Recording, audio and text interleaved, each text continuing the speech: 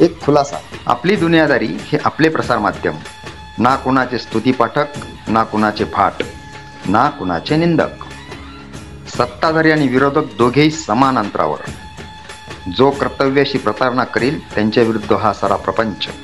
वर्ण, जात, लिंग, धर्म, पंथ कुठलाच भेद नाही, द्वेष नाही, असूया नाही की आत्मीयता. फक्त वास्तव तेवढे आपले, कारण दुनियादारी हीच तर असते.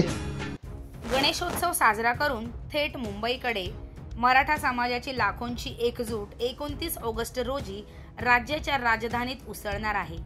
नाशिकमध्ये झालेल्या सकल मराठा समाजाच्या बैठकीत या आंदोलनाची पूर्वतयारी पक्की करण्यात आली आहे.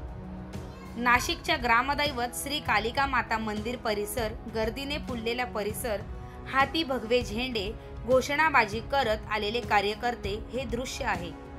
शुक्रवारी सकल मराठा समाज नाशिक जिल्ह्याच्या महत्त्वपूर्ण बैठकीचे. या बैठकीत मनोज जरांगे पाटील यांनी दिलेल्या हाकेला उत्स्फूर्त प्रतिसाद देत 29 ऑगस्ट रोजी मुंबईत होणाऱ्या भव्य आंदोलनाच्या तयारीचा आढावा घेण्यात आला. गणपती 1.5 दिवसाचा, त्यानंतर मुंबई आंदोलनाचा. हा आमचा ठाम निर्धार आहे. मराठा समाज एकजूट दाखवून राज्यात नवा इतिहास घडवणार आहे, असा इशारावजा निर्धार या बैठकीत दिसला.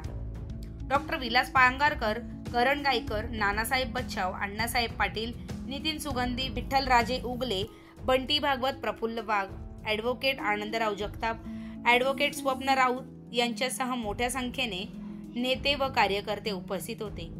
या बैठकीत समाज बांधवांचा उत्साह आणि ऐक्य दिसून आले. 1.5 दिवसाचा गणपती आणि नंतर थेट मुंबई आंदोलन या घोषणांनी परिसर दणाणून गेलाय.